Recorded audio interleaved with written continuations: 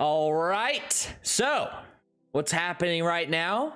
We're back at it again with another, gaming talk with the Berg and myself. Today we're talking about Halo because it's fresh and Battlefield sucks. And so it's not worth talking about. Halo, however, is worth talking about because there are some things that we can discuss here. We have differing opinions and we have different backgrounds when it comes to Halo, and I think we both realize that, so hopefully we can get some good banter going with this one. So I guess we're gonna start off by talking about our history with the franchise, right? So I guess I'll go first, right? Yeah, because you're a little baby, so go for it. Yeah. So I remember back whenever I could play Halo 1 on my PC, right? But this was not whenever Halo was new. I could be misquoting myself here, but after its prime, whenever I was in like middle school on my PC when I first had one, because I had like got the disc or something. I don't remember how I got it. And it was fun. Hang 'em High, best map. 2 towers on both sides. Yeah, it's the 2 towers on both sides, but that was my favorite. That was my favorite map. Calm down. On that. Well, there's like Blood Gulch and stuff, but like for like your classic. But you like for your like classic like smaller map shooter, I think that was my favorite one. Anyway, I digress. But I remember like the pistol being busted. All right. Just one of those things. Pistol was busted. Pistol was the best gun in the game, especially on a map like that. Halo 2. I didn't play as much as a lot of people had because I was more into Call of Duty and like PC game. I played World of Warcraft and stuff like that, so I wasn't as like into that world as a lot of people were. I played Halo 3 a hell of a lot more though. Halo 3 was really good because it kind of introduced to me that for like first time that like there was like a matchmaking like system that wasn't terrible. I guess unless somebody was like carrying somebody else. I don't know if you could not be in the same squad if you're too high. But I don't really remember how it worked back then. So if I remember right, what it did is it split the difference or something. I think it's either split the difference, but I want to say it played you up. So if you were like a level 40 and your buddy was like a level 20, your level 20 buddy would be like in like level 40 lobbies. Yeah. So you had to play a lot of times. Okay. Oh, yeah. I could be wrong. There's other. That makes sense. I mean, more interesting people out there than me. Right. But Halo 3 was good. I really liked it. I thought that like, I don't know, all the gameplay was really like fun, even though I really wasn't that good at it. I played Reach a little bit. Was more into COD at that point, and then I'm back at it with Infinite. I don't even remember when Reach came out, but Infinite is like my first like dive back into it. I'm quite the opposite of Kyle. I have good taste in video games. Wow. I mean, World of Warcraft, come on. I mean, that was, hey, let me tell you, that was like the top game for like 10 years. It was. My first experience with Halo is the OG Halo. My buddy got an Xbox, and we would go to his house, and we would literally, I think it was Sidewinder, the huge snow map. Oh no, I forgot about Sidewinder. We would have hated that map. Split screen of 4 people with Scorpion tanks and Warthogs, and we thought this is the peak of fun. So Halo 1 was my first foray into it, and then it was also my first time to kind of play a little bit competitive, like you're trying to actually win instead of just screwing around. Yeah. At these link parties, and we'd have, like we said, 16 people, 4 Xboxes, and you gotta remember this is 2002, 2003, and so there wasn't like 32-inch flat screens that you just carried. Yeah. Like it was, like we thought, like I think we had the biggest TV that we brought, which was like a 22-inch screen. Like there was legit multiple 12, 14, 16-inch screens that you fit 4 people on to play. My 8th grade year, which was 2004, Halo 2 came out, and I think that was when I was introduced to online play. Yeah. And that's when you played ranked. Halo 2 is the game where I started getting decent at shooter games. Right. I went from like a guy who could only use the shotgun in 6th grade to someone who could consistently with. I could literally the only gun I could use was a shotgun. A lot of the guns were like broken. Oh, the pistol was the best gun in the game. Pistol was a 3-shot headshot. The sniper is obviously the sniper. Yeah. Rocket launcher is obviously the rocket launcher. Shotgun, you could bing someone from like 25 feet and kill them. The AR was just like shooting marshmallows. That was the only. The combat rifle was dog. Yeah, it was hilariously bad. Which is something I actually love about Infinite. But Halo 2 got rid of the dog AR rifle and then dual wielding, energy sword. Oh my god, I had so much fun playing energy sword only games. That was the introduction of SWAT, which dude, SWAT was my favorite game type. The issue was around 8th grade is when I discovered the power of having failing grades. Yeah. And I found myself being grounded pretty consistently over the next 2 years of my life. I played Halo 3 some. I played it a decent amount, I would say. But COD 4 essentially had all my attention. So Halo Infinite, to me, is kind of like a return to the Halos that I knew and loved. Because I'm one of those people, after Halo 3, Halo just started becoming less and less interesting. Halo Reach just felt like a DLC for Halo 3. Didn't feel unique at all. Halo ODST isn't even worth talking about. This is the first time that I've been genuinely excited about a Halo, and for the most part, it's lived up to the hype. I'm a big Halo guy. I got a lot of very, very sentimental memories around Halo 1 and Halo 2. Let's Going to the second point. I'm going to talk about just a couple things. I really don't have that much to say. Okay. Like it's real simple for me, and I'll let you go because I think you have a little bit more some dissenting opinions. That are wrong, but that's okay. It's all right. I have the correct list. It's fine. And you have you played WoW for 20 hours a day. Number one game for 10 years. I get it. Your brain is a little fried. Halo Infinite has a lot of good pros and a couple of big cons. And one of the big cons is their microtransaction system. Yeah. And if you want to go find someone complain about that, there are millions of YouTube videos about that right now. I think a pro is gameplay. Like, what do you mean? Gunplay. Okay. Okay. Like the actual gameplay. So gunplay and movement, to me, I think the best they've ever been in the Halo series. They really knocked it out of the park. Gun balance, I've been wildly impressed with gun balance so far.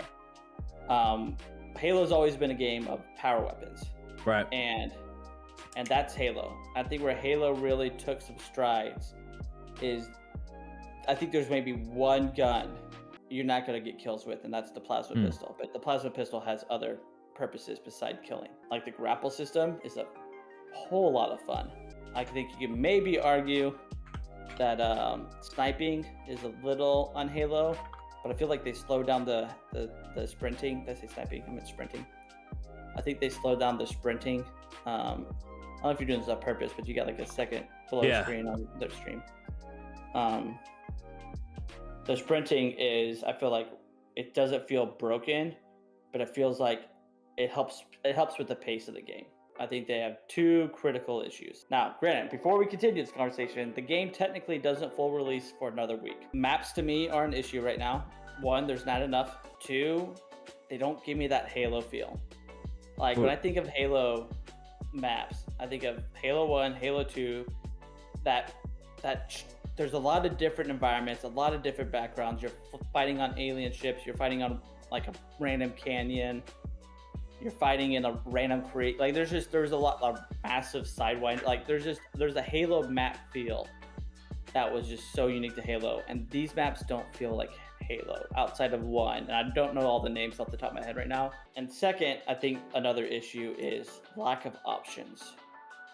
The fact that you can't play the mode you want to play, that you're forced to play other game modes, I hope they're solved with the full release of the game. Do you think they need to add Forge back? I know people post Halo 3 loved Forge because like it's basically I didn't like care for Forge that much. Fortnite playgrounds. Like you can play around and do some things, and like I think it's important for those kind of players. Yeah, I can see that. I'm not too concerned. I just want to see a lot of custom options and like really having complete control over the type of game you want to play. You said that like we're gonna have differing opinions. I feel a little bit more negative about it, and I think that's mostly the difference. Essentially, like the opinions are very much the same. I do feel like the movement and gunplay feels really smooth, and it's like it's classic Halo enough. Here's where like this is I think the one of the only ones that I feel like we disagree on. Controller aim assist is like way too strong. I just wish that it wasn't so strong. That's it. That's all. I feel like they could tweak it enough to make it like still like you obviously aren't like super handicapped when playing versus mouse and keyboard players, but you're not punished for playing mouse and keyboard with an equally skilled controller player, because that equally skilled controller player will probably beat you unless you're just like really good. Well, I think that's where Halo's aim assist. I don't think Halo's aim assist is equal. I think when you get to a certain skill level, and I think that's why you see Doc and those guys playing controller, is because especially at their level, yeah, that's where the advantage is really apparent. That's what I'm saying mainly, is that like if you put a controller and a mouse and keyboard and two equally skilled players' hands, the controller player will probably win out, because a game like Halo is not so like defined by movement. You don't have to be cracked at movement. Like it helps, but you don't have to be like movement god, and because that's not a mechanic that it is in like Warzone or Apex or any other kind of battle royale like that. In the sense of like sliding away from battle, yes, but Halo is a lot more about micro movement. Yeah, but it's not like crazy insane movement. That's just like that's like more of a fine-tuned like mechanic. Yeah, like you, I also feel like the game is like bare bones at launch, and I don't really know how I feel about it. I feel like it's a pro in the sense of like they have room to grow, but it's a con in the sense of like there's nothing at launch. Yeah, you can say it's in beta, but like I don't think that it's going to be like this massive overhaul of like how the game works and like how the multiplayer system is, unless I could be wrong, and I hope I'm wrong, but I feel like it's going to be a slow progressive update system like most games are now. Yeah. They need to have the options for like better maps and, you know, different, like being able to veto maps, being able to veto game types, being able to choose your game type, being able to like, I understand the ranked one, not being able to choose it, because that makes sense. You want to be able to like play all those game types that are in ranked, because it is ranked and it should be more skill based on and like diversified among all the different game types.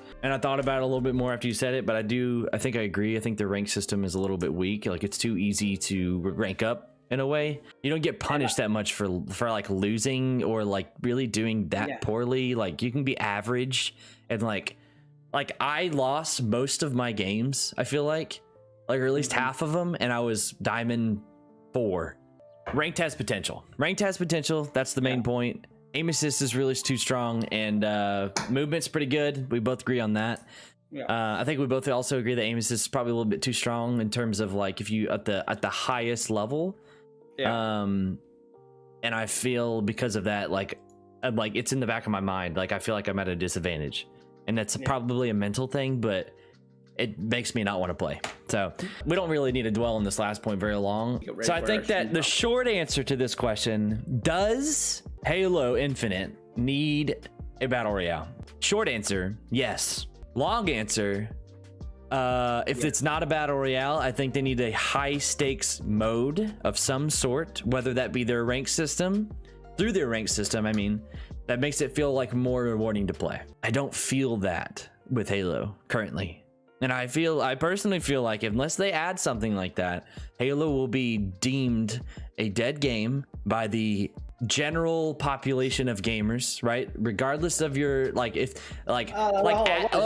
general population. Okay, no. Aside from the Halo like fan base and the people who are gonna like play Halo anyway, like I told you, like people who see content creators and like streaming and like content creation on YouTube and like seeing how much content is being put out on a specific game, right? If they see people that like are moving on from Halo quickly, I think that's a potential like sign, you know. It could be. I also well, hold on. What do You can take 7 minutes. Come on, get there. If you look at COD as the series, which I feel like was dying for forever, it was like a slow bleed. Warzone saved Call of Duty, the franchise. The multiplayer still not very much fun. Warzone is the fun mode that's rewarding. It's like I remember Daniel got his first win in Warzone and we were all playing together, even though it was like such a bad game. We got like 3 kills. He was so excited to get that win. Was that the game where Daniel was camping on the top of the building? Yes. In the tower. Didn't move. He was like, let's just sit here. He was so excited. He was. I remember whenever we played that tournament and like we got 3rd or something or second in like the amateur bracket in Warzone. And that was like, woo! That was really fun to play. I don't see that same potential right now in the current like Halo game modes offered. So, and for that, I deem Halo just kind of average. Like not good, but not bad. Just okay. I will agree that I think Halo needs some form of good high stakes mode. I would like a Halo BR, but they need to add content first. They need to add game options. They need to add more maps. I agree.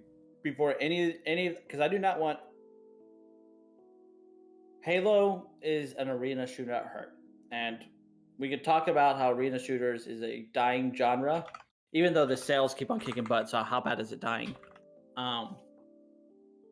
But Halo's arena shooter at heart. Game just came out though. So yeah, I think Halo eventually needs a BR, and needs in the sense of, I think if Halo is able to get the multiplayer aspect down to a T and to stay active in the multiplayer aspect, and then they threw in a high stakes-esque BR type game mode, I think Warzone would start losing the battle pretty quickly. Because I think Warzone fatigue would kick in. Like there is like, I think everyone's really excited about the Caldera map in a week.